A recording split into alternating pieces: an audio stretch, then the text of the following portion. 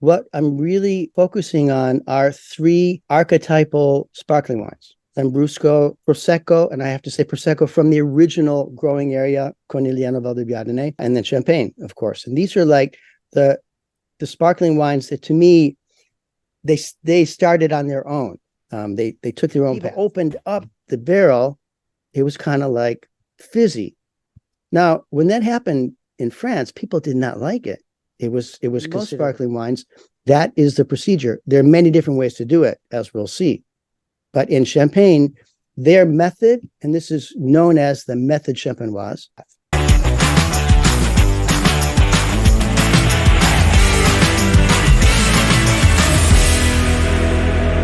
You're coming back because you have a new class called Beyond Bubbles, and we spoke a little while ago because you did a previous class in Manhattan, New York, very popular. So now you're bringing a second class. Can you just give us an idea of when is Beyond Bubbles? Where is the class? When is the class? And maybe a sentence or two summary about the class itself. Okay. The class is going to take place on December 13th. That's a Wednesday from 6 to 7:30. And the venue is, well, it's the New York Wine Studio located at 126, I believe, 126 East 38th Street between Park and Lex. So a couple blocks away from Grand Central Station in New York City.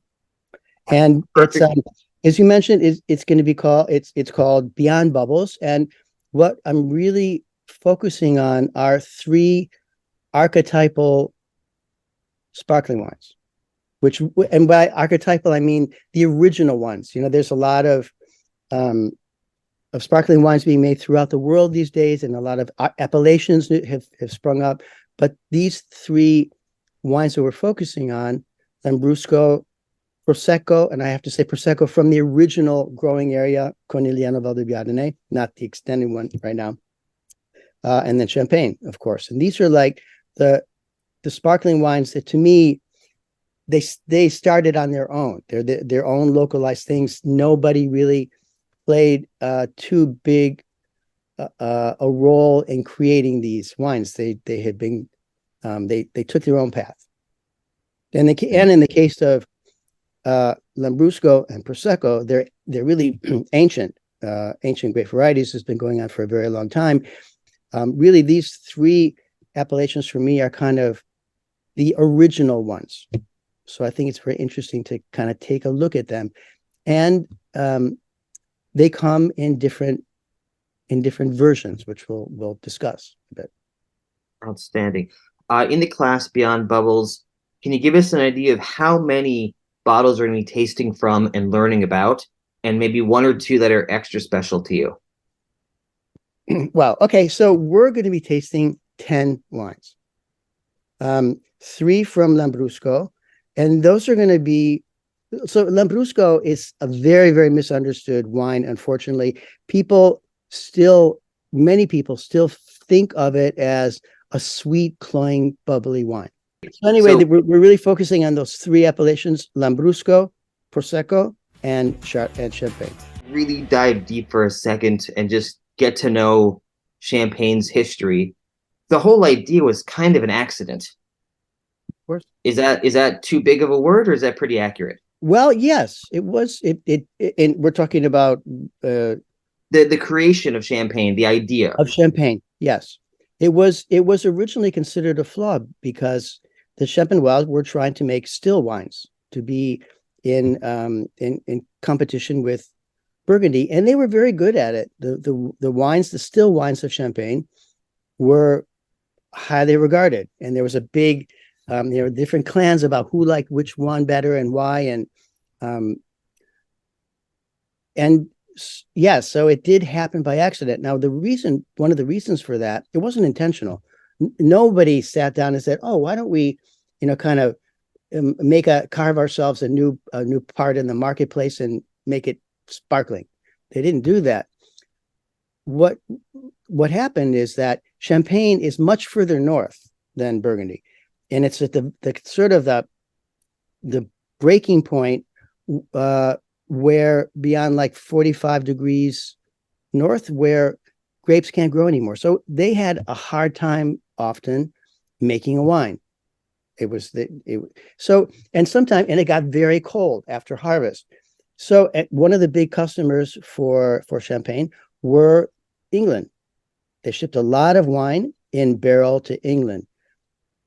And oftentimes what would happen is the grapes were harvested, they were vinified, they were for still wines, they were put into barrels once the fermentation stopped because it got very cold, and then they would ship them to England. Eventually, in the springtime, the wines that were shipped would start to, because they finished their fermentation too early because it got cold, the fermentation stopped. Once it got warm again, the remaining yeast, the remaining sugar went to work on the yeast, and it created bubbles in a closed container. So when people opened up the barrel, it was kind of like fizzy. Now, when that happened in France, people did not like it because it was considered a flaw. They wanted to make a still wine, and it was like kind of fizzy. In England, they didn't have a problem with that. They had been drinking cider and beer for a long time. They didn't have a problem with bubbles. So, and they actually started requesting this sort of brisk. They called it brisk. They started requesting the brisk wine from their suppliers. And there was someone in England who actually, his name was Merritt, who actually created wrote a treatise on how to make a still wine brisk. So they really, and that's what they wanted, and it became a big hit in England, the sparkly version of French wine. And then eventually, the producers were saying, wow, these people really want to have the bubbly wine. Why don't we figure out how to make that? And King of France became very fond of this wine. And so it really took off from there. But it kind of happened in England first. There's only a handful of ways to make it. Is that accurate, or am I oversimplifying it? Yes and no. It is a very sort of stable process.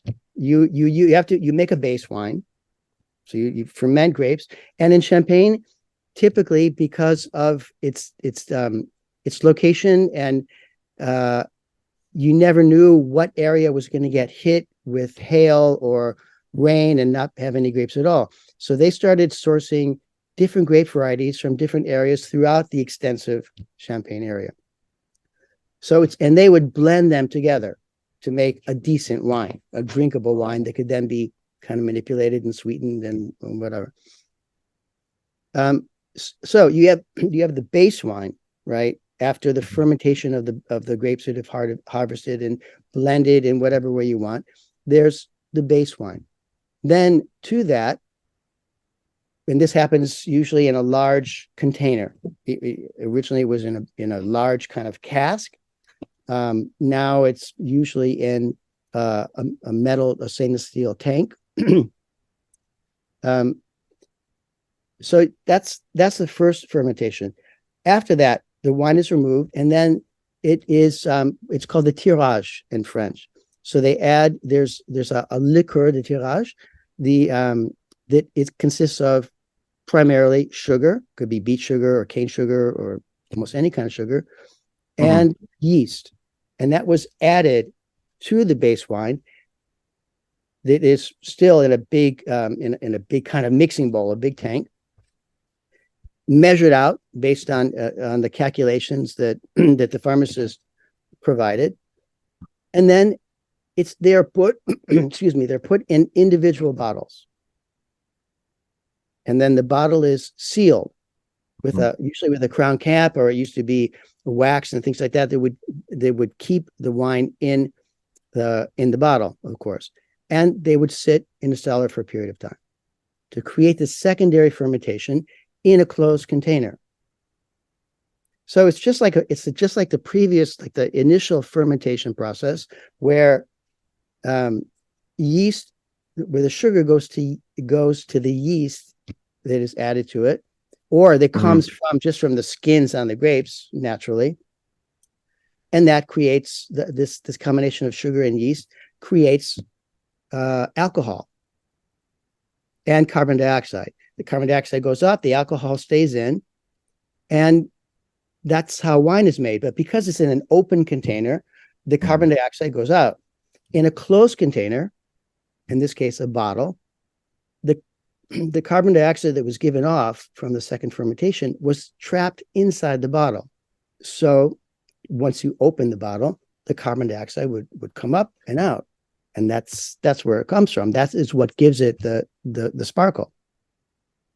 Beautiful. And that's very in any well, I should say in most sparkling wines, that is the procedure. There are many different ways to do it, as we'll see. But in Champagne, their method, and this is known as the method champenoise, was to carry out the secondary fermentation in a closed bottle. And then after that, the third part, they make the method champenoise, is removing the sediment from the wine.